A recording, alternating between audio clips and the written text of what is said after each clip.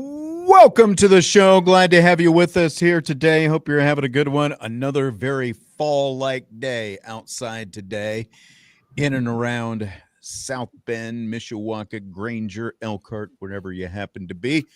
Vince, how are you today?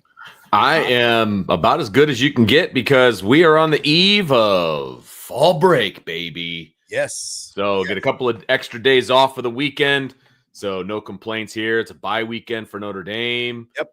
Parents weekend up at Hillsdale. So it should be a nice, relaxing weekend, which I'm really looking forward to. All kinds of stuff going on. Yes. The honeydew list, of course, is very long. Growing. That's right. That's absolutely right. Before we get started here today, and we've got a lot going on in today's show, we won't have a show tomorrow because there's Notre Dame men's basketball. They host DePaul, an exhibition play tomorrow. The game tips off at 6 o'clock Eastern time, and the pregame starts at 5:30 Eastern right here on Sports Radio WSBT and the Notre Dame Radio Network. Of course, you can always hear it streaming around the nation on the Odyssey app, AUDACY. So no Budweiser's Weekday Sports Beat tomorrow. It's kind of our bye week tomorrow as we get we take a day off because things are really going to start ramping back up. Stretch drive of the Notre Dame football season, of course, and I'll start having Notre Dame women's basketball games next week, exhibition game 1 week from today. And speaking of Notre Dame women's basketball, Fighting Irish head coach Niele Ivey will join me coming up here in just a few minutes in the second segment of the show. So that will be coming up, the interview with Niele Ivey. We're going to start off with some football conversation, though. Vince, all the talk about the future of the series with USC and everything else that comes with it. After last Saturday's win over the Trojans, Marcus Freeman was asked if that was his most satisfying win as the head coach at Notre Dame. And here's his response. But I don't say it because of that. I just say it because it's this one, you know. You got to be grateful for these things because if you're not, man, this is the reward of a lot of hard work. And then tomorrow, this reward goes away. Right now, it's 11:32, right? And then the minute we wake up in the morning, our mind starts going to the next thing. And so if you don't enjoy this team glory, that's what I call it, then it's a miserable existence being a football player or a coach. And so we have to make sure we enjoy it. And yes, because it's a huge game, a great opponent, a rivalry, but also because, you know what, we put a lot of work into achieving this result.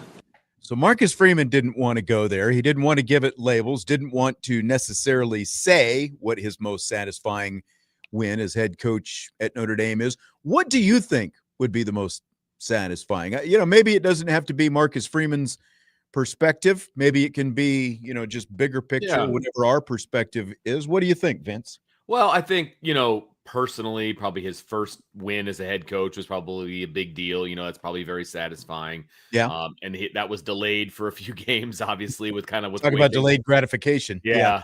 So that was probably very satisfying to get that one out of the way. But, you know, if you're looking at games that have the most, you know, oomph to them, for lack of a better word, it's got to either be Georgia or Penn State. I mean, those have to be the playoff.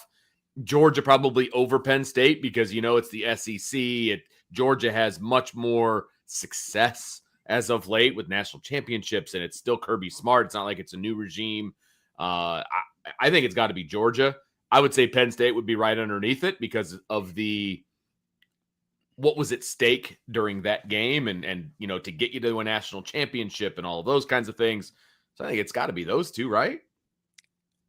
Definitely. Like that. It's what it feels like to me. Georgia was the first one that came to mind because it was obviously a big win over a team that's won a national championship. But like, if you put yourself in Marcus Freeman's shoes and you think about the Penn State pregame, you know, like the press conference, was it the day before, whenever it was? Yeah, it was a couple days before. James Franklin, you know, trying his little brother stuff and, you know, all that. And Marcus Freeman just kind of nodding and holding it in. And then all the things that you hear that he said to the team and all that kind of stuff. I think there had to be a pretty high level of satisfaction. It's a personal satisfaction. Beating James Franklin in that game. Yeah. I don't disagree with that. I think program satisfaction, yes. Georgia's probably it. Yeah. If we're just more Marcus Freeman specific, there had to be a very high level of satisfaction for Marcus Freeman to beat James Franklin. Yeah, with the hairline comment and everything. Yeah. There are very few things that I'm very sure about when it comes to Notre Dame football. And I am very, very sure that there is no love lost between James Franklin and Marcus Freeman. I will say that. No Christmas cards between the two. No. And, one's gainfully employed and one's not. So that's right. I guess someone's getting the last laugh there, at least for right now. One's been speculated to take the other one's job for that matter. So I mean, even though it would be a step down, yeah, it's kind of crazy. For Freeman, you mean? Correct. Yes. Yeah. Yes. All right. So I think we're in the same ballpark. You say Georgia, I say Penn State. Either way, I don't think you can go wrong winning both of those games. Obviously, Penn State sent you to a national championship game as well. So yeah. All right. We're going to kind of keep this moving a little bit. There's some questions that came in for the mailbag yesterday that we didn't quite get to, and I wanted to get to some of them here today. Balpine Shillelagh submitted this one. What aspect of the bye week do you think isn't being talked about enough in terms of how it will impact the success of the team, the rest of the season, and the playoffs?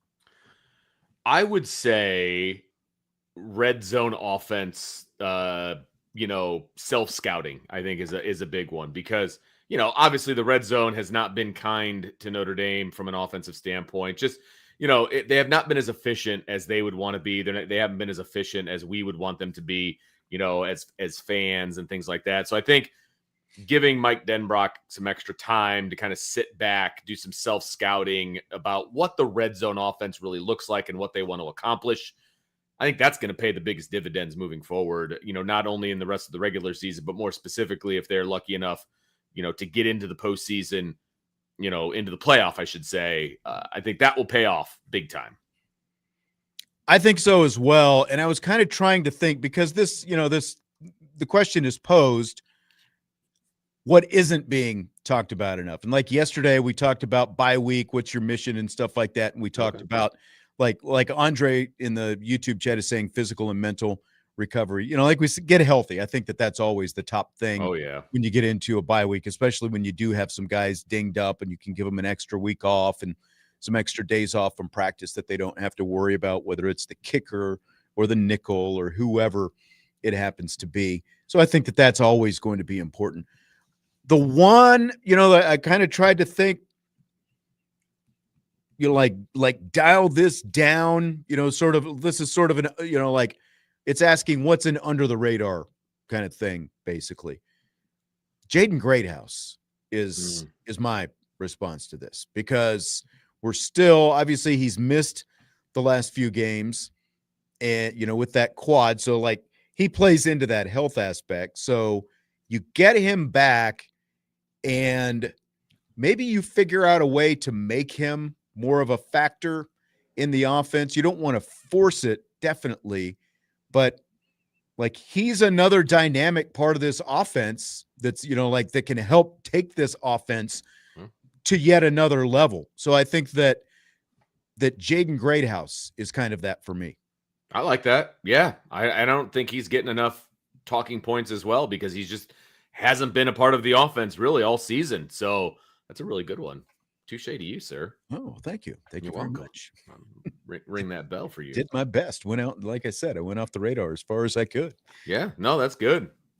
But I agree with what you're saying with the red zone offense as well. That obviously has to be figured out. You've got to figure out, is it personnel? Is it just the way we're doing it? I think that there's a little bit of both. We've talked over the last couple of days. There's some different things I think they can do with personnel. I'm just not a fan. This goes all the way back to Tommy Rees when he was here. Not a fan of just bringing more tight ends on the field and saying, okay, let's pack everybody into the box now. And this is how we're going to blow you off the line. That's not working. They've got to figure out a way. Like it feels to me like you can, if you spread it out more, that opens things up. If you know, even if you still want to run between the tackles, but it cleans out the box a little bit and gives you an easier time, you know, an easier way to accomplish that, I think. So I think a lot of it is personnel / formation related in what they're doing, like things that they can do better to accomplish that. Yeah, I talked to a source last night, and they basically said, like, this is a work week. Like, yes, it's a bye. Because I said, you know, you enjoying the bye week, and they're like, yeah, well, we're trying to convince everybody that this is a work week. He goes, we're about 50% successful with that. But yeah, well, like, we're going to work on what, you know, we need to do and things like that. So I think you can expect to see, you know, more of the good, and then, you know, an enhanced look at what they haven't been doing well and some changes, you know, moving forward. I really do think you're going to see some differences coming out of the bye week. I think this is a big bye week for Notre Dame because they've got a lot. They got a lot under their belt already that they can actually go back and look at, as opposed to the first bye week where it was one game. You know, so I think you're going to see some significant changes for the better, you know, coming out of this bye week. I would agree with that. Darvis asks, CJ Carr, after the bye week's play, will return to what we've seen to the start of the season, the accuracy, etc. Well, I think this is a little bit of a double-edged kind of an answer, because do I think he's going to look a heck of a lot better? Yes, but they're also going to be playing teams that aren't that great, or aren't as good, I should say. And so, you know, those two things combined, like, I do think CJ Carr is the kind of kid who's going to go back into the film room and he's going to dissect and he's going to analyze. And he's going to do all of those things because that's just who he is, right? Football family, blah, blah, blah, blah, blah. All of it's accurate. But then he's also going to be going up against defenses that aren't as good. And I just feel like those two things combined, you're going to see a much more efficient CJ Carr down the stretch and into the playoff. Absolutely. And look, he played lights out against NC State. I mean, he had almost 300 yards by halftime against NC State. The Boise State game before that and the USC game after that, I feel like those two defensive coordinators and those two defenses, they challenge CJ Carr in a way that he hasn't been challenged by most of the other teams this season, with specific pressures and different things that he was doing. And I think the performance against USC, maybe he was a little bit too much in his head, you know, like thinking about what he thought Danton Lynn, USC's defensive coordinator, was going to do, and it wasn't necessarily always there. And I think that maybe that kind of caused some of that performance that CJ Carr had, was just because, like, when you watch them on film and some of the things that they have done with zone blitzes and different pressures and different things like that, he saw some of that, but there were other times where I think he had more time than maybe he thought, you know, that he had or that he was going to have. And that caused maybe some of that clock to be sped up a little bit. So the answer is yes. I definitely expect him to return to play at a different level, because I just don't think he's going to see the quality of what he saw, you know, in terms of the pressures and stuff like that. Maybe Pittsburgh a little bit, you know, just because you've got Narduzzi and, you know, defensive coach and that kind of stuff. But I think that by and large, he's going to look really good here over these last 5 games. Yep, agreed. All right, so that's kind of a quick opening segment, but we've got full breaks, and we've got the interview with Fighting Irish women's basketball coach Niele Ivey coming up next. We'll have the interview with Niele Ivey, and then after that, at the end of this first hour, we've got more Notre Dame conversation, and of course, in hour 2, the 6 o'clock hour, rapid fire, we've got a ton of Notre Dame conversation and some other stuff as well. So we're going to pause for some Notre Dame women's basketball with Niele Ivey coming up next, and then plenty more football talk coming up on the show with Vince D'Addario, Sean Stiers, Niele Ivey coming up next. Budweiser's Weekday Sports Beat with IrishBreakdown.com.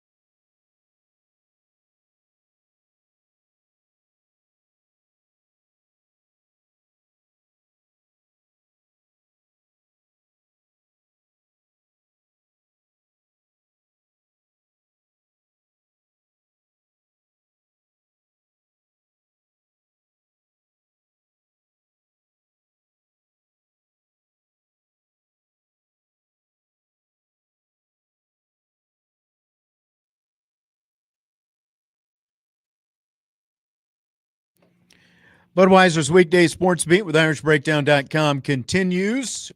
Sean Steyer's with you. Vince D'Addario will be back in a little bit. We've got more Notre Dame football talk coming up, and, of course, rapid fire with tons of topics in hour number 2, the 6 o'clock hour of the show tonight. Notre Dame women's basketball gets things going. They are practicing right now. Busy day for Fighting Irish head coach Niele Ivey. Of course, Sports Radio 960 AM, 106.1 FM, the home for Notre Dame women's basketball and the Notre Dame radio network here in South Bend. And you can hear all those games on the Odyssey app as well. But I talked with Niele Ivey just a little bit ago today, just as her team was wrapping up practice. And we'll hear some of her thoughts right now as she and her team get ready to start off another season. We are joined by the one and only head coach of the Notre Dame women's basketball team, Niele Ivey. Coach, how are you today? I'm great. How are you? I'm doing good. Good to see you as always. We're going to be seeing more of each other here coming up pretty soon, of course, because the exhibition game for you is next Thursday, 1 week from today, as we speak, October 30th against Purdue Northwest, and then you'll fire up the regular season November 5th when Fairleigh Dickinson comes to town. This is, of course, season number 6 for you coming up here as head coach at your alma mater. What gets you most excited getting ready for a season? Honestly, just again, I've had so much gratitude for being in this position. No matter if it's my first year or 6 years, I just love this place and I love this group, this program. It means so much to me. So just coming into work, seeing the Golden Dome, coming into this facility, either this arena or our practice facility, seeing all the Final Fours, it's so much motivation and inspiration that comes from being a part of this program. And I just love stepping on this campus. If you could go back to year one before you ever coached a game, what advice would you give yourself to year one? No, clean slate, Niele Ivey, I guess. I would say give yourself grace. There's a lot of learning, especially year one. It was in the pandemic. Just continue with knowing who you are, but give yourself grace as you're navigating a completely new space is what I probably would tell that person five years ago.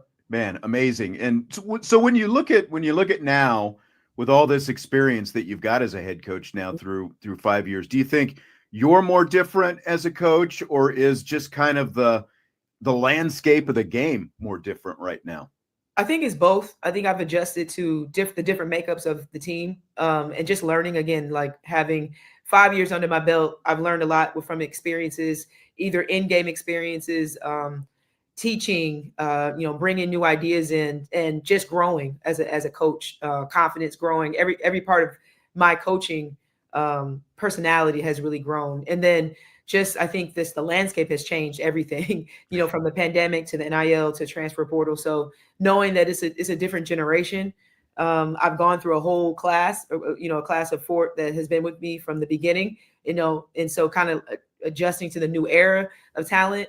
Talent is different, and the landscape is different. So I feel like I've learned a lot from those experiences. You talked about that in-game coaching, and I mean, do you think it maybe kind of gets taken for granted? Because I mean, obviously you come up, you're a player, you know the game, you're sitting on the bench as an assistant coach, and you're in the game. But how different is it when you're actually the one wearing the crown and you've got to actually make those decisions, as they come rapid fire over the course of a game? Absolutely. They say that couple inches is so massive as far as, like you said, just being the decision maker, having all the power, and making the biggest decisions that affect the games. So yeah, I was watched in admiration to Coach McGraw in the way that she handled everything that came along her way. Sure. But with games, with the things that she had to deal with off the court, and knowing that it's almost like 80% everything else and 20% basketball. I learned that as well. But that seat is hot. This head coaching chair is definitely hot. So sure. I think just the adjustment of knowing that you have, like you mentioned, having the crown. There's so many people that are relying on you to make the right decision. And, that's just, a weight to carry. But, I'm blessed and grateful to carry it. I filled out my preseason All-ACC ballot a couple of weeks ago, and shocker, spoiler alert, Hannah Hidalgo was at the top of my ballot, but okay.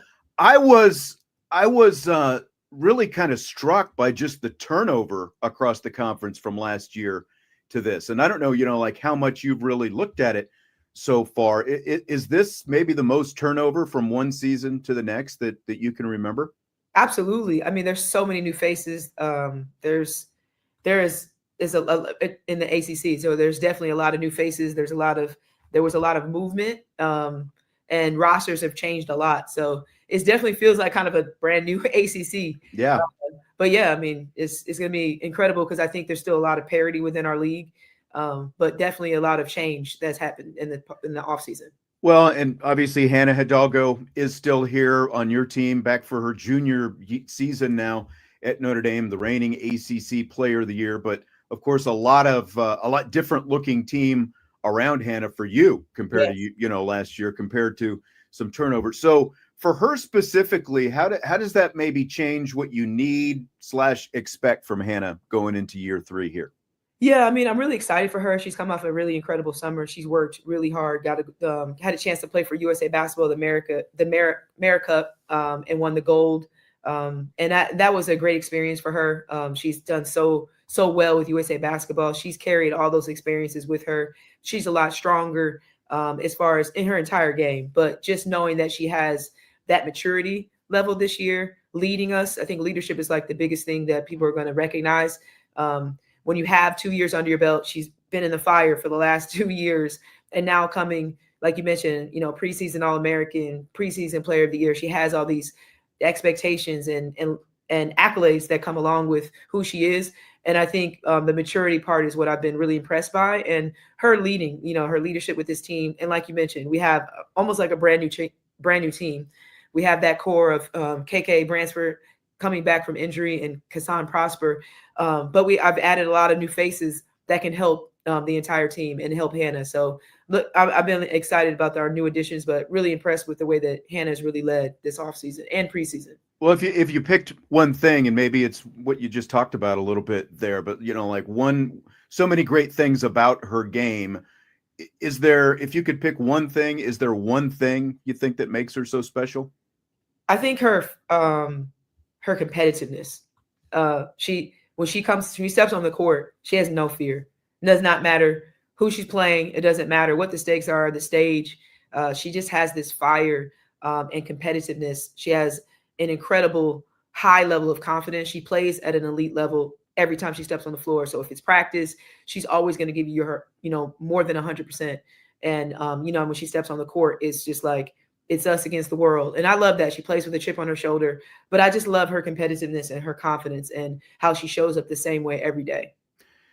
You touched on that group of transfers that you brought in from the transfer portal, and there were 6 new players in all that you brought in. And we'll talk about KK and Kassan here in just a minute as well. But when you look at that, when you were looking for players from the portal, besides just, the obvious stuff on court, what they brought to the game, whether they were forward or guard or shooting or whatever, were there maybe some particular things that you were really looking for in the kind of player that you were going to bring in here?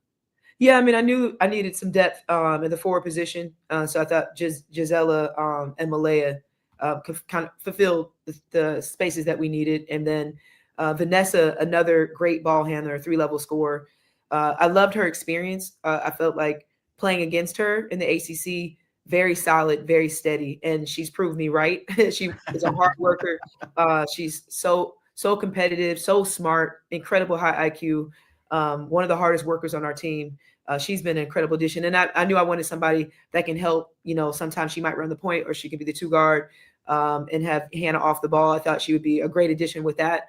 And then bringing in, Kelly Radigan, somebody that's culture kid, somebody from Notre Dame, somebody that's a 3-level scorer I've watched in high school here. So I thought that was an incredible addition. And then bringing in a sharpshooter like Ayanna Moore.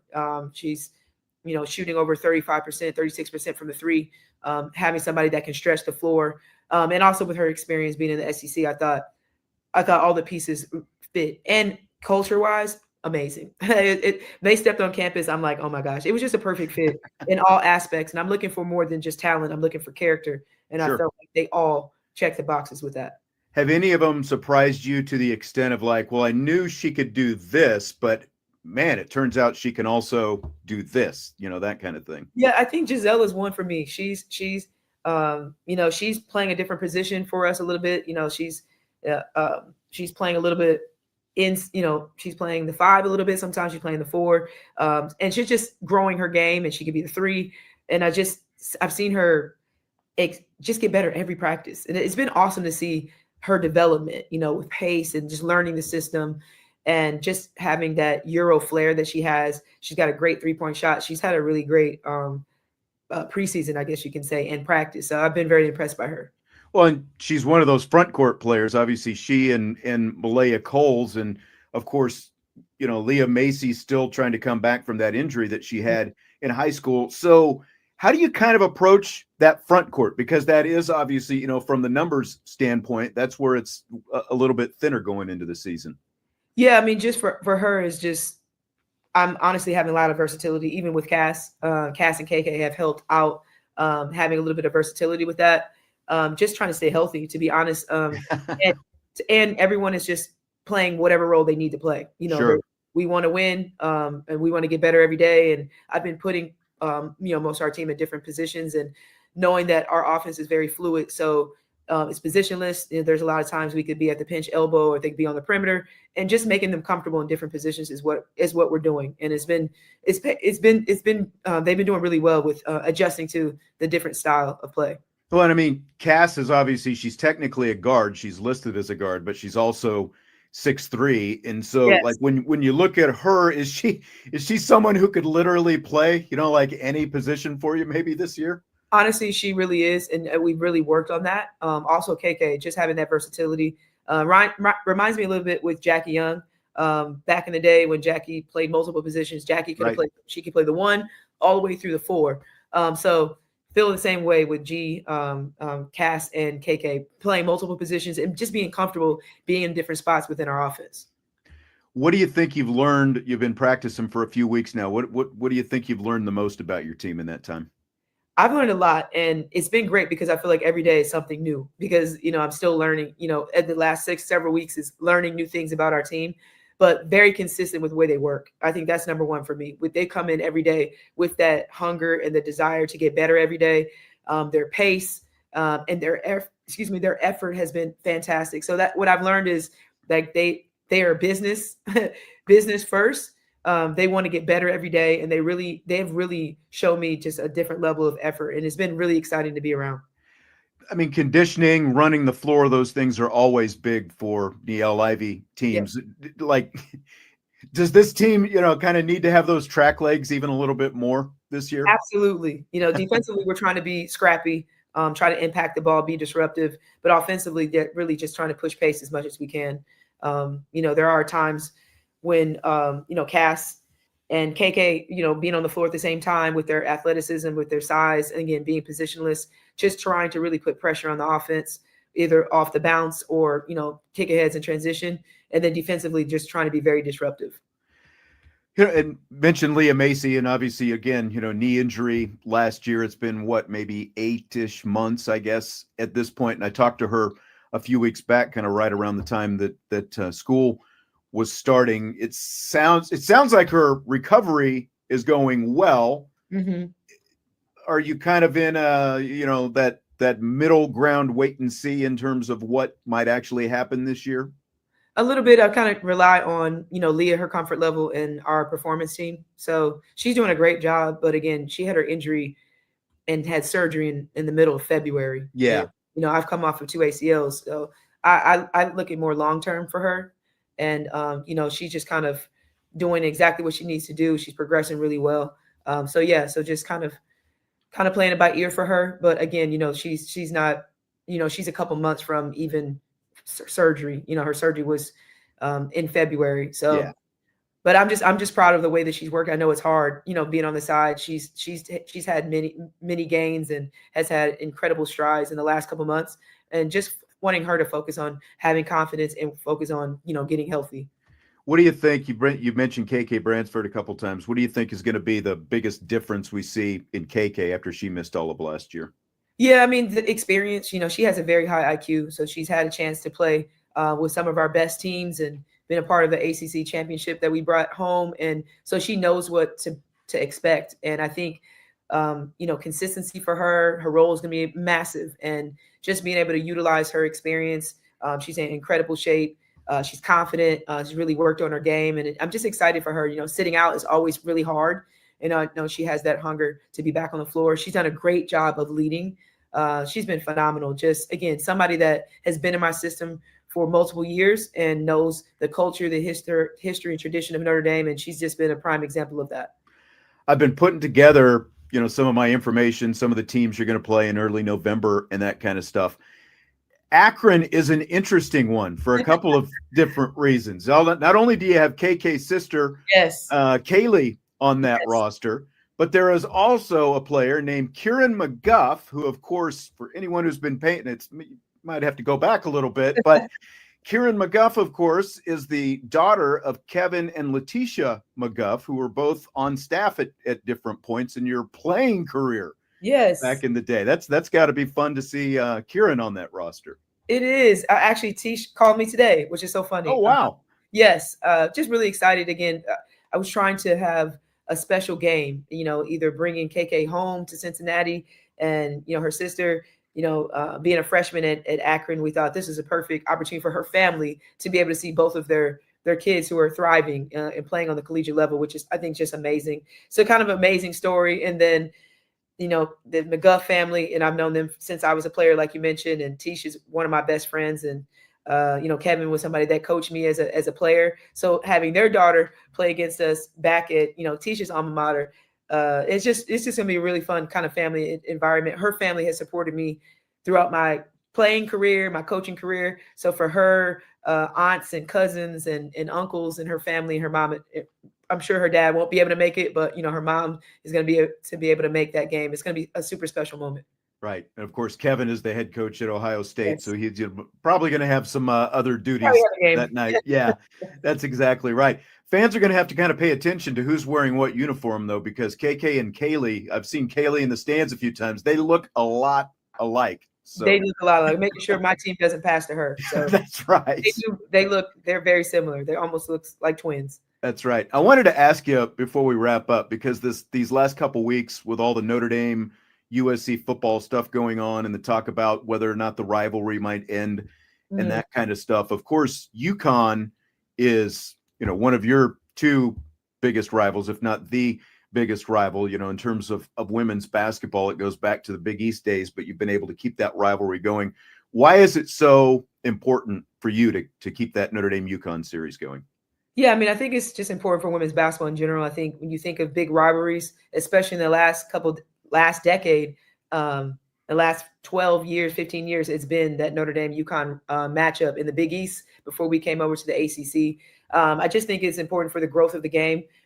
It's some of the best matchups that we've had in our history, and some of their All-Americans and our All-Americans. It's just been an incredible rivalry. It's been so dynamic in the way that those matchups have been. Obviously, two legendary coaches in Muffet McGraw and Gino, two of the most successful coaches in our game. So I just always wanted to honor that tradition. And luckily that, Gino feels the same way.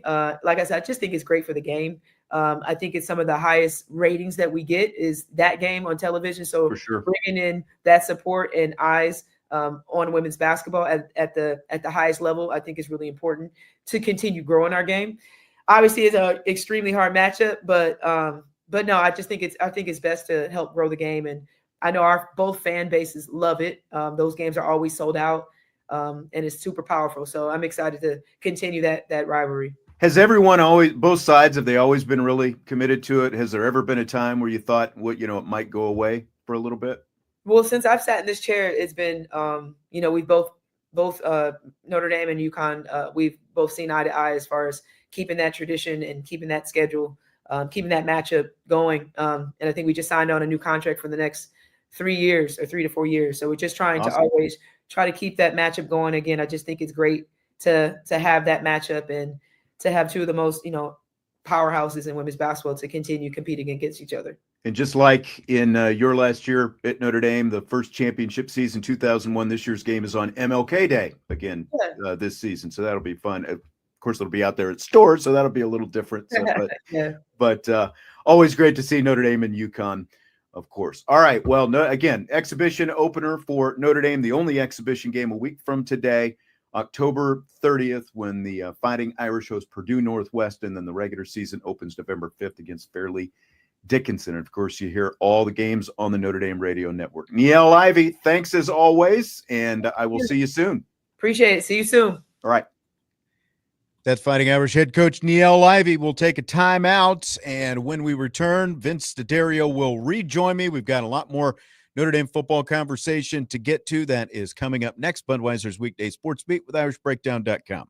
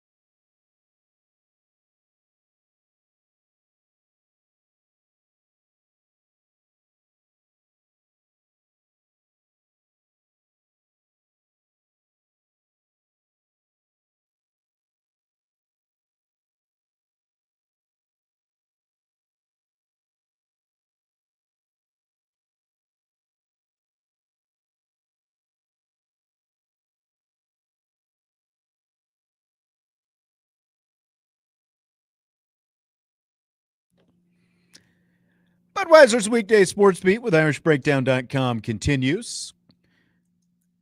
Along with Vince D'Addario, Sean Stiers. Thanks again to Niele Ivey for spending some time talking a little Notre Dame women's basketball exhibition game next week. I tell you what, Vince, putting that up, we recorded that obviously, video and played it, during that last segment. My biggest takeaway watching, I touch my face too much. What? I'm always always itching my face. I've never noticed this before. That's hilarious. That is fantastic. I was just sitting here. I was kind of like staring off into space, but I was listening to the interview. So I didn't notice the apparently nervous tick that you have. All my facial ticks, I just itches. Now I'm going to pay attention. Allergies or what? But it's like forehead, big forehead, nose, itching all the time. Oh, we've got some questions. We answered a few of them a little bit ago, and a few more that I've got from listeners. It's Sfertone or Sfertone. I don't know how exactly you say it, but he says his only real question is, how is Vince? You're always in his prayers, he says, Vince.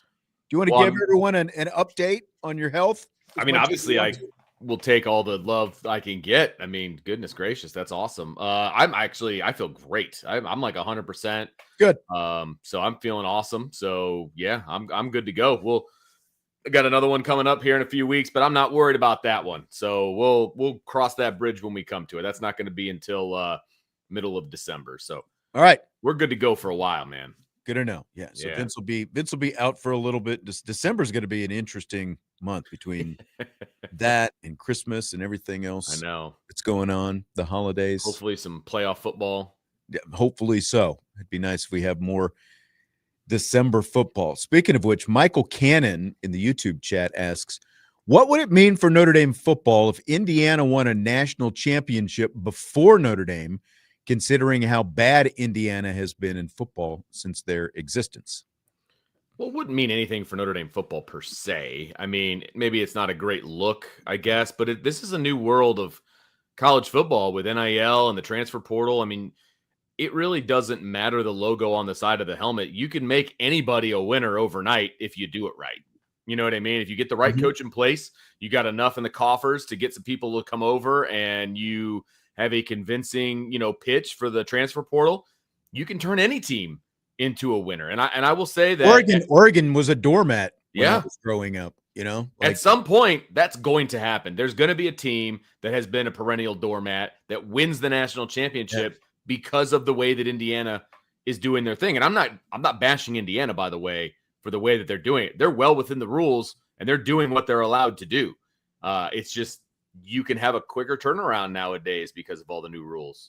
I think we talked about this yesterday. Clemson and Georgia, another couple of examples. Now, Georgia is obviously a team that, both of those programs had won national championships previously, but you had to go back a long time. And essentially for about 30 years, both of those programs were just kind of in their conferences. And then Dabo Swinney and Kirby Smart took over. You get the right guy, and the right amount of investment and everything else in place, you can win a lot of football games. So, I don't think it necessarily means anything specific for Notre Dame. Obviously, they happen to be in the same state, but sure, the way they go about things is different because you've got a state school and a national private school. Yeah, 100%. Michael goes on in the chat to talk about how you don't want to fall behind other Midwest schools with Michigan and Ohio State, obviously already winning a national championship. I think the Michigan national championship still has a pretty giant asterisk next to it. But to your point, don't tell them that. I know. To your point, though, and you also mentioned, Penn State and IU. Penn State doesn't even have a head coach right now, so I wouldn't exactly say that they're on the verge of winning a national title anytime soon. But you're right. I mean, honestly, I think it's worse for a program like Penn State in the same conference because especially of what Penn State obviously considers itself every bit a national player. I think the fact that you fired James Franklin when you did, and you hear their fans talk about their program and everything else, they obviously consider that an upper echelon job at an upper echelon program. I think it's a bigger knock on Penn State being in the same conference as Indiana, much bigger than it is for Notre Dame. And again, I want to throw this comment up here from Michael. He says, I get that you can have a quicker turnaround, but shouldn't Notre Dame have a quicker turnaround than IU? They're doing it completely differently. That's the thing. Notre Dame does it through high school recruiting, and then they fill the gaps with, transfers, right? They get a handful of transfers every year. IU's entire roster has turned over, and their recruiting classes are nowhere near Notre Dame's.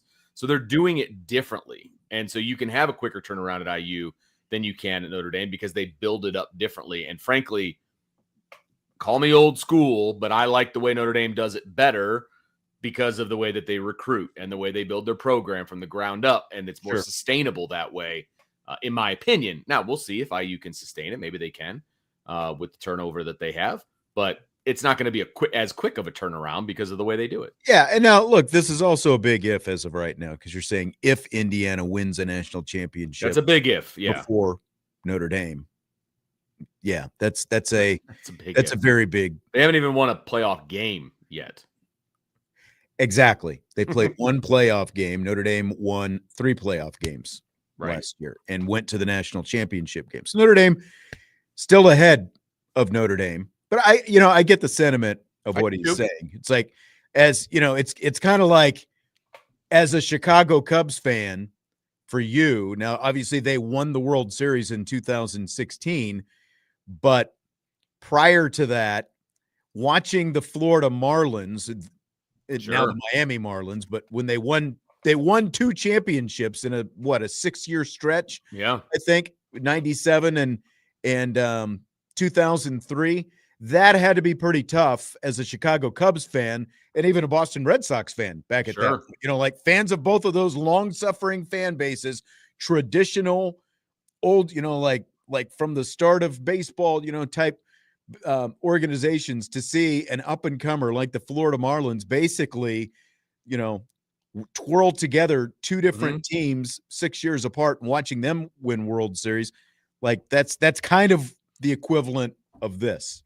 Well, those what we're talking about. Yeah, because those were 2 completely different teams. You know what I mean? Like they went through free agency and it was very similar. It was like the transfer portal and NIL. Like that's basically what the Florida Marlins were. And then, the lowly Cubs can't even, win their division. It was a very rough time to be a Cubs fan. And then a few years after that, they had to watch the White Sox win the World Series. Yeah, so as Werewolf says, what about when the White Sox? Yeah, there you go. Did that affect the Cubs? I mean, it didn't necessarily kick them into gear because the Cubs still plummeted even farther south before they built that thing back up. Because you're talking about 2005 for the White Sox and then 2016 before the Cubs finally won something. So yeah, it affected me. I can tell you that. That was miserable watching the White Sox win. Man, weren't there like so many more White Sox fans than you had ever seen in your life after that? And you don't hear from them quite as much anymore. Look, I was 24 years old when they won, right? So I was a little more surly back then than I am now. I got into a lot of verbal spats with people that were rooting for the White Sox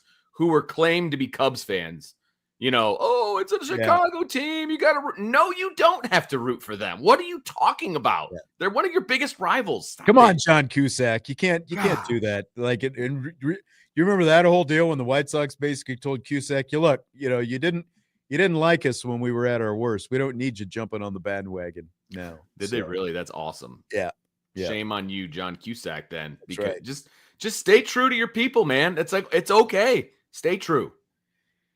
Got more Notre Dame football coming up in hour number 2. Rapid Fire is on the way. We'll talk a little Notre Dame, Michigan. We'll talk some CJ Carr and more. It's coming up. Rapid Fire, Budweiser's Weekday Sports Beat with IrishBreakdown.com.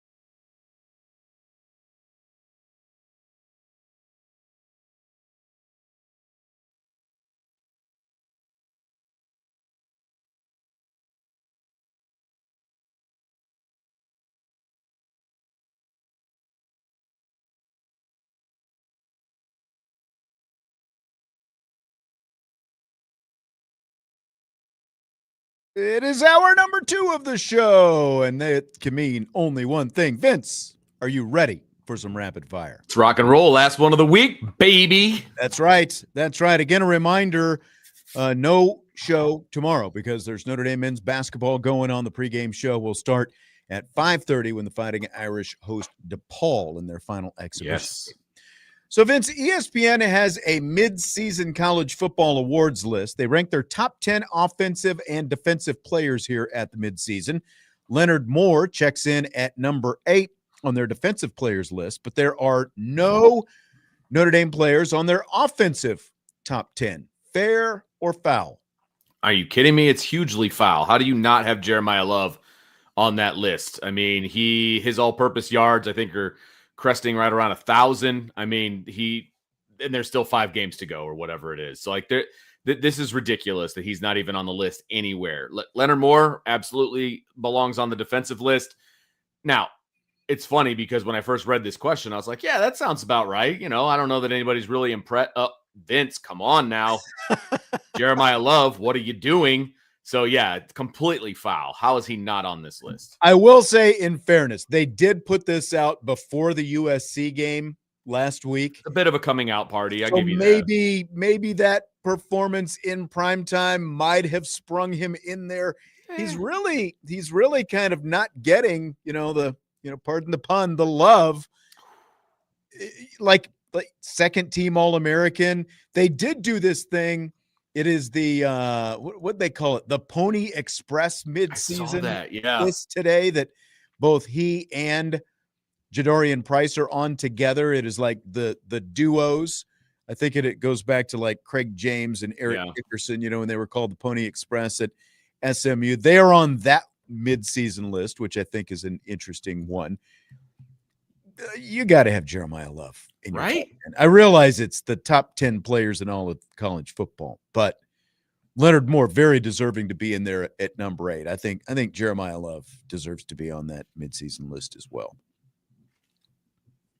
Robin says never believe an ESPN list. Well, there's something to talk about. 100%. if nothing else.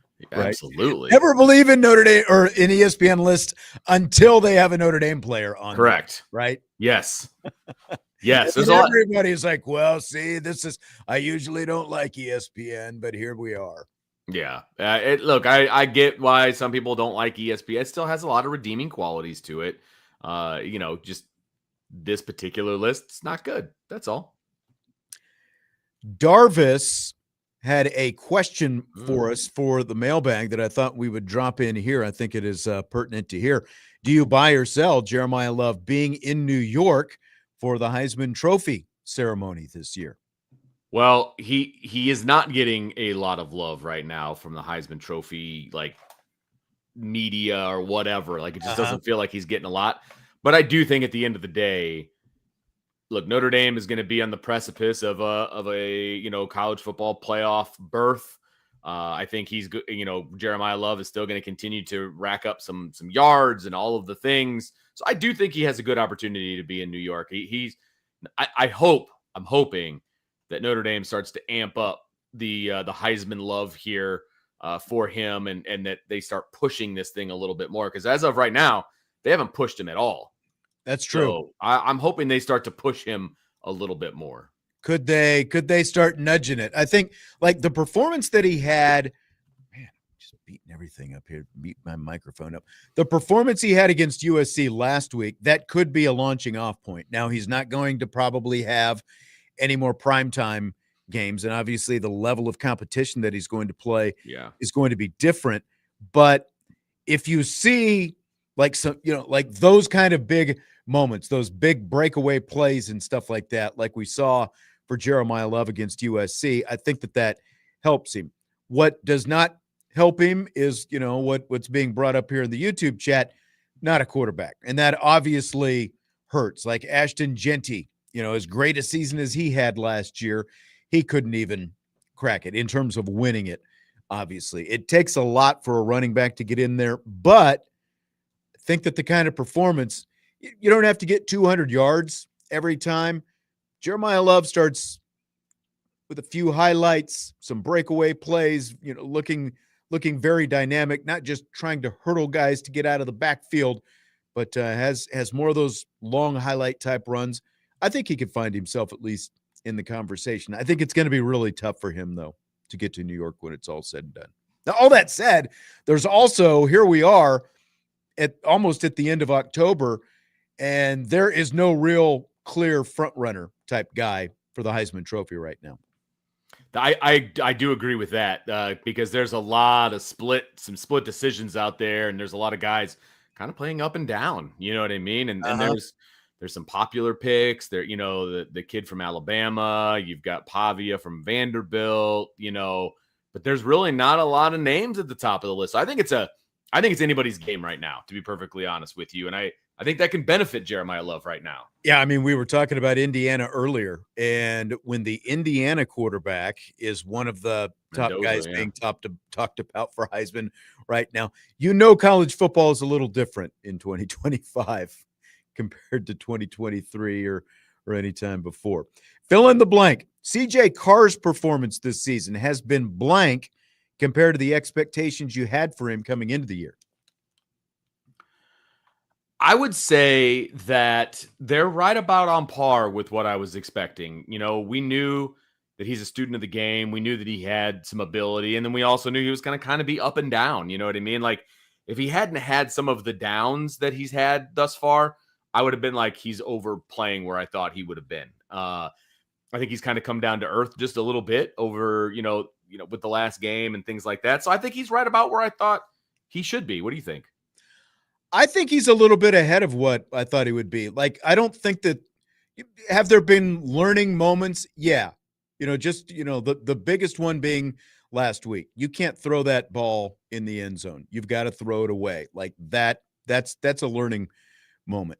But I think that he's played above what he thought. There haven't been, you know, like, other than that, there haven't been, like, these huge game-changing type mistakes, you know, knock on wood. Like, he has looked every bit like a veteran quarterback. He hasn't looked like a freshman quarterback at all. So I thought that he would be good, but I do think that he's even better than I thought he would be. Like, consistently play after play. There, you know, like, how many times with some of these other quarterbacks just within the last 8 or so years, it's like, just throw the ball or just throw it away. You know, like, I don't find myself, you know, like, I don't know, like, I'm not liquored up during games either, you know, like a lot of fans. So, like, are you, as a fan, are you yelling at your TV more or less with CJ Carr compared to some other quarterbacks in recent memory who've worn a gold helmet? Like, that's so much. That's less. What I would be asking, because it feels there's just far less frustration type plays that you see from this guy than so many other quarterbacks, especially for a young quarterback.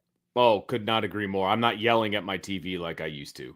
I mean, I'm just not. Or in the press box, I'm not punching you in the arm or anything like that. You know what I mean? Like, you used to see me get so frustrated watching quarterbacks run out of bounds, you know, on taking sacks and things. It's like, he's not doing that. He did it one time. He'll never do it again, you know? Right.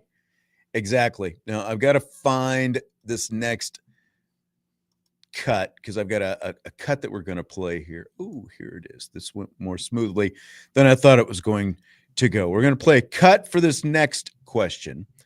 And this one is from Marcus Freeman. He was recently asked how CJ Carr and Riley Leonard compare as competitors. And here is what Marcus Freeman said about that. I would. There's some similarities, but there are also some different. They're different people. Both have a burning desire to win. They both hate losing. Both have a unique ability to make those around them better. Skill sets might be a little bit different, but their makeup, there's a lot of similar traits. That's why they're both really successful. All right, so there's Marcus Freeman on how the competitiveness of CJ Carr and Riley Leonard compare. How do you think Carr's competitiveness impacts him as of right now? I think it makes him harder on himself than maybe he needs to be at times, but it also makes him a bit of a perfectionist. So I know he's going to go back and probably not make the same mistake twice. So I think that's all part of being a competitor. And so I think it's I'd rather have that in my quarterback than just like loosey-goosey, oh, well, it is what it is, like yes, you want him to forget the last play and things like that to a degree, but you also have to learn from your mistakes. And I do think he does a very good job of that. Again, maybe sometimes too hard on himself. But. No, absolutely. But like as Johnny S3 is saying here in the YouTube chat, no more intentional grounding. So that's a plus. Like we haven't seen as much of that, like where you're talking about learning from mistakes. He's not just doing the same things over and over again. And again, when you go back to the way he plays, I think that shows he's a very fast learner, it seems like. But when you look at that competitiveness that he's got, I think that applies to that interception last week and the other one that he threw in the end zone, where like he wants, till the very bitter end, he wants to make a play and he's still trying to make a play. Sometimes that came into play with some of those intentional groundings as well. Cause it's like, I'm not just going to throw this out of bounds. I'm still going to try to make a play whereas, it's like the 10 cup thing, like lay up, live to play another play, right? That kind of thing. And I think that comes at like, so the competitiveness is great because it drives him and he is willing to learn. But at the same time, like that competitiveness, I think in the case last week of the interception got in his way a little bit because he wasn't just willing, to sail it out of bounds and take that. He was still trying to make a play to the bitter end. That's what you got to learn from now, I think. Agreed. Yeah, no, 100%. And to your point, he generally doesn't make the same mistake twice. Right. And I think that's huge. That's massive. And he's going to make mistakes. It's just how do you learn from them? And it's very cliche, but he is kind of the embodiment of that. And I love that in a quarterback. And I'm very happy that he's not draft eligible. Yeah, exactly. Got at least one more year of him. He's going to have a whole offseason of knowing he's the starting quarterback at Notre Dame and how to, and again, I'm not throwing this season away.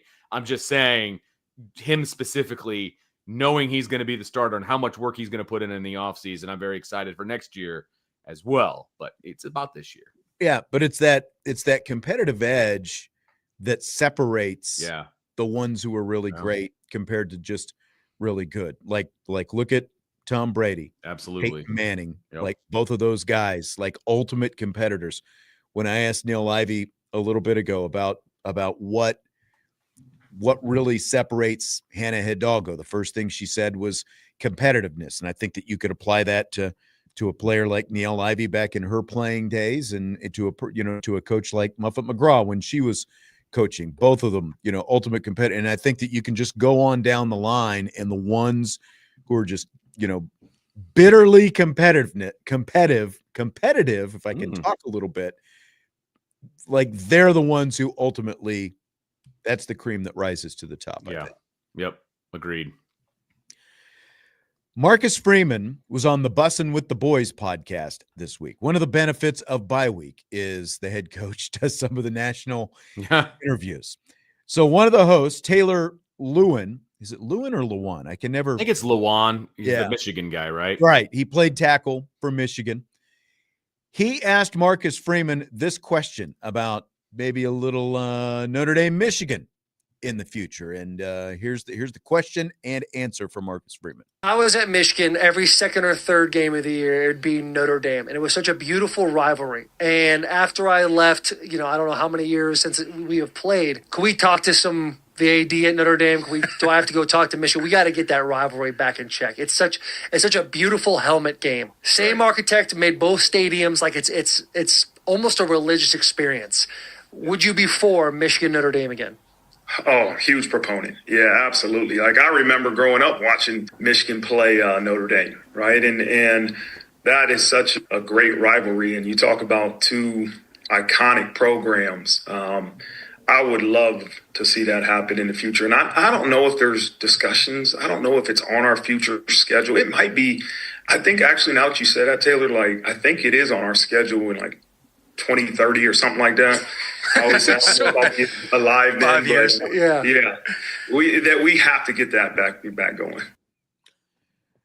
All right. So point of clarification, 2033 and 2034 is Michigan comes back. It was close. Yeah, you know. it was in the ballpark. Yeah. He knew it was in the 2030s. Yeah. That raises another question altogether in 33 and in 34. But by the way, when Luan, he was starting to say Michigan, I thought he was going to say Mishawaka there for a second, just like the way he was saying, we got to get a hold of Misha. But Vince, Marcus Freeman is in on more Notre Dame, Michigan. Are you in on more Notre Dame, Michigan in the future?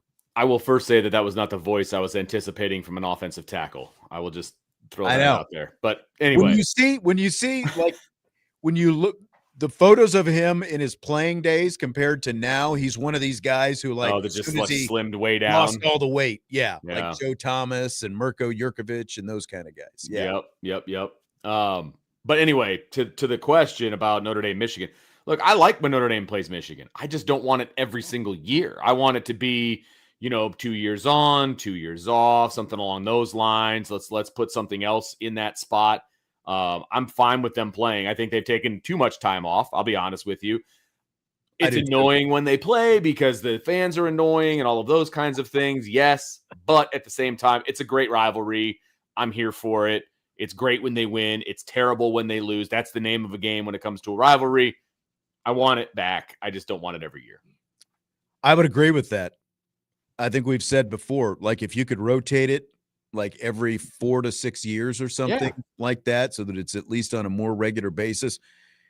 Like they said, man, great helmet game. Notre Dame, Michigan, it just brings back so many great rivalry memories. And to get them back on the schedule, I think would be good for both schools and Notre Dame as well. There's obviously some animosity. You and I were both there for the chicken dance game up there at the big house. And like that was just the Denard Robinson and the whole thing. And now you've got USC needling in on the other side with them, trying to back out. You've got the LA Times being a mouthpiece for the Southern Cal athletic director out there trying to bring up, how Notre Dame got out of the Michigan series and all that different kind of stuff. And it's like, look, it's such a misdirection. Like, look over here. Don't pay attention to what we're trying to do. Right. That's exactly right.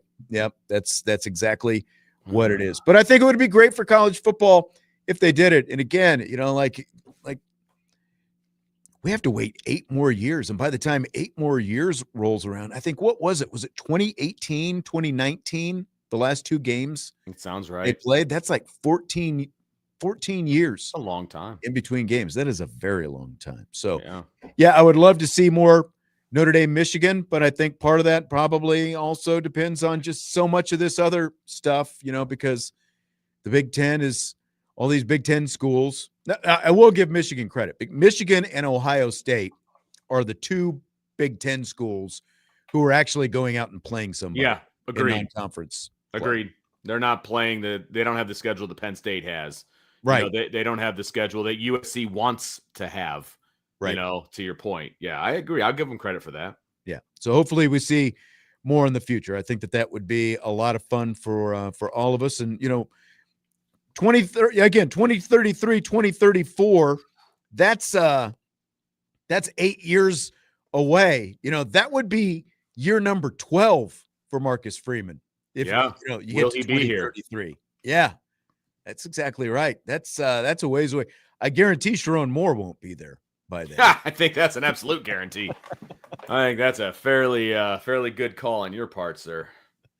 Let's take a break. When we come back, more rapid fire, more college football, and other topics coming up. Budweiser's Weekday Sports Beat with IrishBreakdown.com.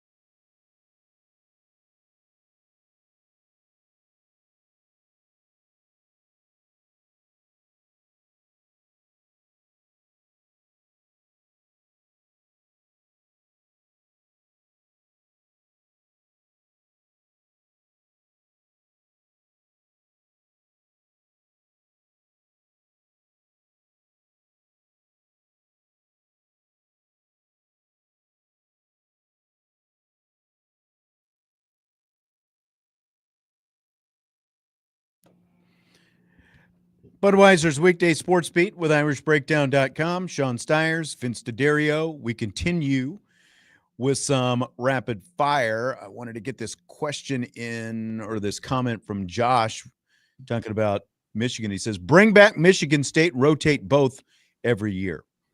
The year they play Michigan State, no Michigan. Year they play Michigan, no Michigan State. I mean, I'd be cool with 2 and 2. You know what I mean? Like a little home and away, then another home and away, you know, that kind of a deal. I'd be cool with that. Keep it even that way, at least from a home and away standpoint. Yeah, I think so as well. And, you know, listen, part of this whole deal, like like everyone talks about the Michigan series with Notre Dame getting canceled. The Michigan State and the Purdue series used to be more annual than the Michigan series. Yep. And they all went away. And it's not just because Notre Dame joined the ACC. Again, this runs counter to what, you know, that hit piece in the LA Times is trying to tell you right now. The Big Ten didn't always play a 9-game conference schedule. Like, it wasn't that long ago. They were only playing 8 games. Right. And as the Big Ten expanded, they added the 9th conference game. You know, like, go back and look at their schedules. They used to play 4 non-conference opponents, Notre Dame being one of them. But when they also, you know, so when Notre Dame moved to the ACC, that was, you know, kind of the tipping point. But then also the Big Ten added another conference game. And that's why all these series with, you know, like even if they weren't all completely annual, but obviously Michigan, Michigan State, and Purdue used to be much more regular on Notre Dame's schedule. But when Notre Dame did the ACC scheduling agreement, and this is the big and that people forget about, and when the Big Ten went from 8 to 9 conference games, that's when all of these, you know, long-running series had to take a back seat. So we've seen more of Purdue recently. Michigan State's going to pop up on the schedule next year. As we said, it's still going to be 8 years for Michigan. But yeah, I'd be for anything that gets them on the schedule, Michigan and Michigan State, more regularly going forward. But you also still have to have the kind of more marquee, not, you know, like the Alabamas and Texas world and things like that if you're Notre Dame, in addition to Michigan. I would still be okay, honestly, if you added Purdue into that mix too and did like a 2-2-2 you know, scenario. I would be okay with that if they decided to do it. You know what I mean? Because I liked having those 3 on the schedule, to be honest with you, in a rotational basis, or, you know, both at however they want to do it. I think getting them all back on the schedule would be 2 of them. Yeah. Yeah. And Josh is asking, yes, they do. They play Michigan State next year. Yep. Is it home or away? Do you know off the top of your head? I think it's here next year. Because I actually don't mind driving up to East Lansing. They got a nice setup there, big old press box, you know. They do have a very large press box. I will say that. I believe they did the box lunch though, which that's a you know, whatever. They were you get your one hot dog before kickoff, and then you don't get anything again. It's like, please, can I have another? I know, right? Speaking of Michigan State, their basketball coach, Tom Izzo, is piping hot right now. Yeah, he is. He's mad that the NCAA has opened the door for 2 former G League players to play men's college basketball next year. One of them is committed to Louisville after 3 years playing in the G League, and the other is committed to Santa Clara.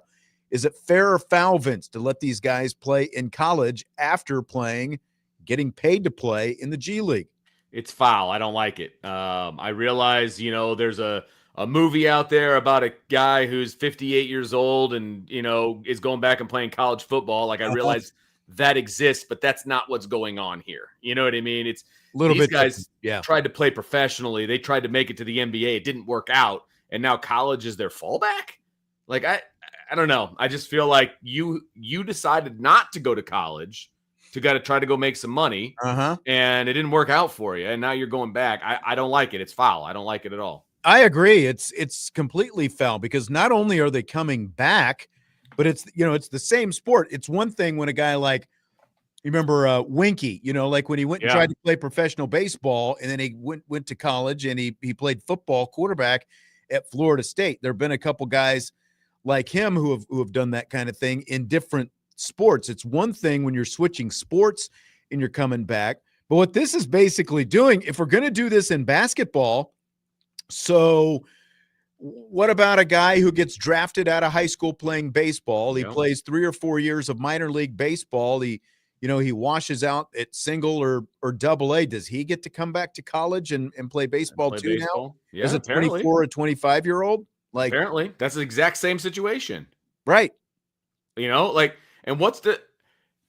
honestly, what if a guy is 3 years removed from high school and somehow he gets drafted to the NFL and plays a few years, it doesn't work out, then does he get to go back to college? Get to switch and play college.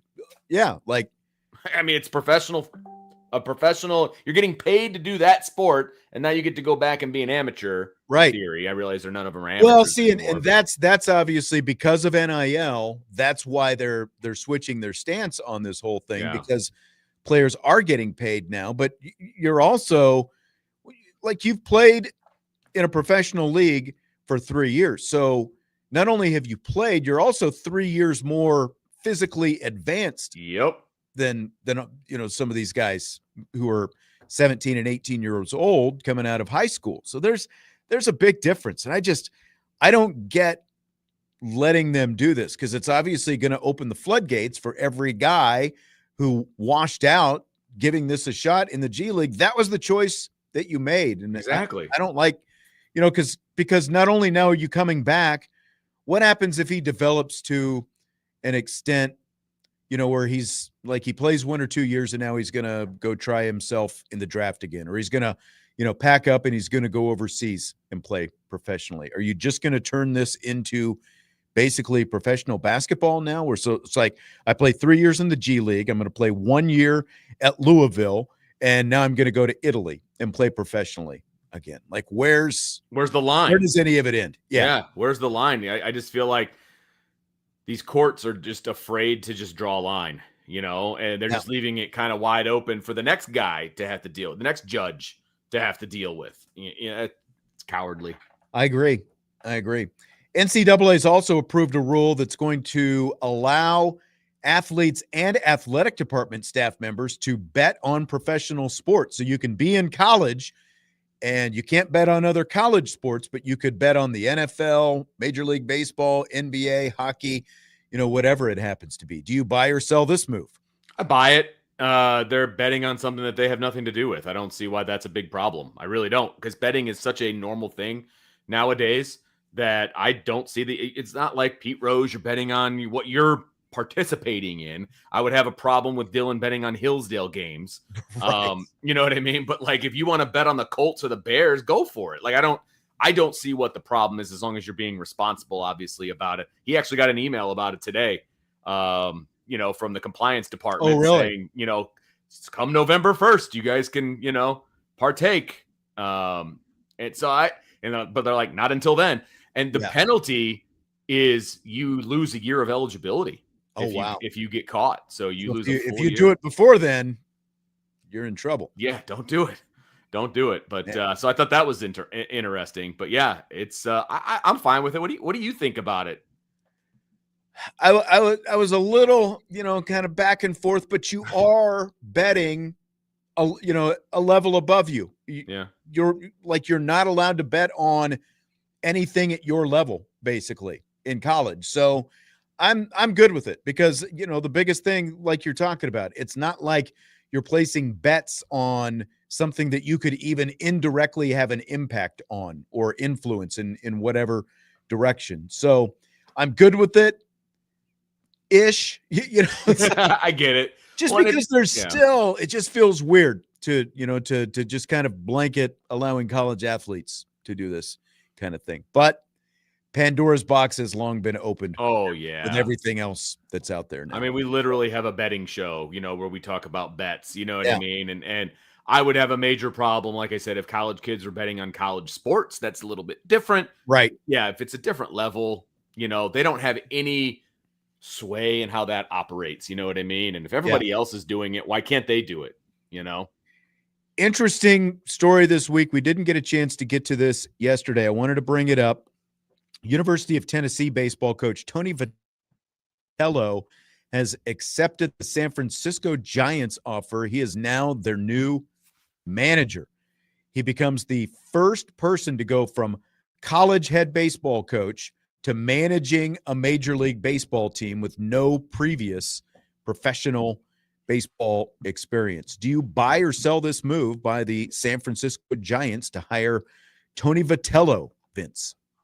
This feels like a publicity stunt to me. I realize he's a good college baseball coach. He's also got a very short fuse. And I don't know how that's going to go over in the professional level with 162 games as opposed to 40. You know what I mean? Like, that's a big difference, or however many games. Like, I just don't see this working out. Yeah, I get what you're saying. There you go.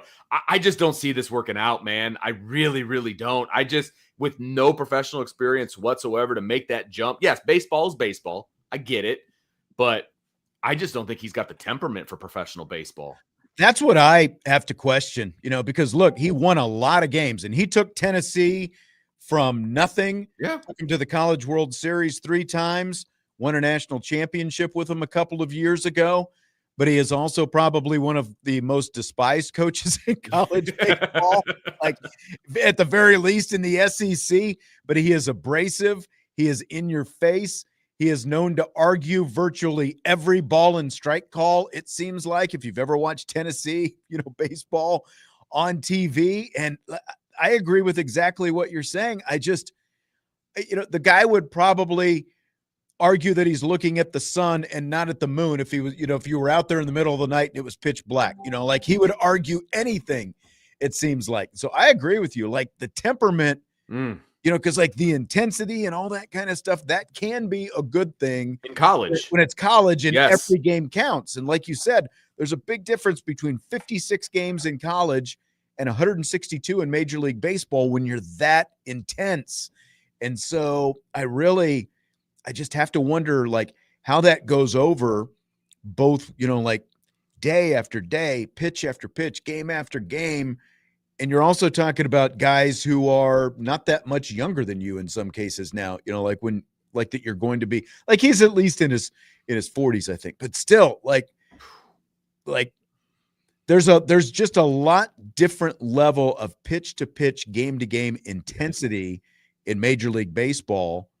Like not every pitch matters in Major League Baseball. It's true. Like I have to wonder how that's going to go over. So I've got to sell it. It's going to be very, very interesting because if anybody watches college baseball and you watch Tennessee, those kids kind of adopted his personality a lot as well. That's true. And, it worked. Like I said, it worked. It worked for him and it worked for Tennessee and it worked for college. I'll be very interested to see if it actually works at the pros. I don't think it will. Carlos says he gets the idea that I don't like him. Well, I mean, I respect what he did. I absolutely respect what he did, but like I've watched enough. Me. I used to watch even more college baseball, and I obviously watch when the College World Series is on. But the Tennessee is the team that Notre Dame knocked off to go to the College World Series in 2022, and the year before that is where in the super, like that is where Paul Maneri's LSU college, coaching career ended, was on that same field there in Knoxville. He's obviously since come out of retirement and gone to South Carolina. So, I wouldn't say that Tony Vitello is my favorite guy, but we'll see what happens. To each his own. Hey, maybe he proves us wrong, and that would be great for him. I just think it's a bit of an uphill climb. That's all. I do too. Buster Posey is in charge out there in San Francisco now. He was a college guy himself. He played at Florida State. I wonder, like if that played into his decision. It's like, oh, here's this great college coach. There's a big difference. But Pat Murphy was a more intense guy, I think, when he was in college as well. And like Murphy has done really well in his short amount of time with the Milwaukee Brewers. He's another guy who has made the transition. He didn't go straight from college to the Milwaukee Brewers, but he's done pretty well. But he also had some time to kind of sit in the dugout, be Craig Counsell's bench coach, and kind of sort of absorb how things operate, I think, a little bit more at the major league level. So Let the experiment begin. Yep. We'll take our final break and then back to wrap up Rapid Fire, Budweiser's Weekday Sports Beat with IrishBreakdown.com.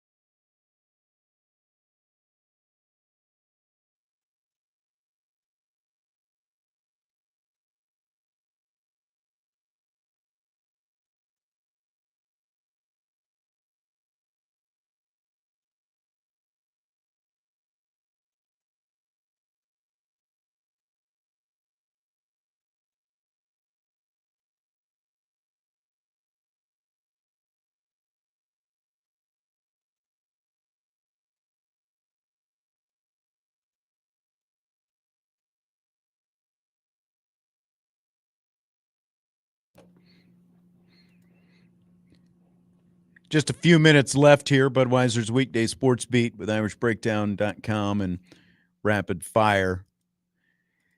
Michael in the YouTube chat, speaking of college baseball, could this be Notre Dame's baseball coaches last year coaching the team if the things go the way they've been going? Well, he's had 3 years going into year 4 for Sean Stifler. I have to think this is a pretty make or break season. They flirted with the NCAA tournament bubble last year. That was as close as it got, was a flirtation. Yeah. Flat out. This is year 4. I think he's got to be in the tournament this year, personally. Yeah, I mean, maybe that's a high Not bar, bubble, but not a bubble. You got to be no, in. I agree. I think they need to be in as well, and they got to take care of business early. That I feel like the MO has been really rough starts, but maybe I'm misremembering. But I feel like it feels like they're digging themselves out of a hole.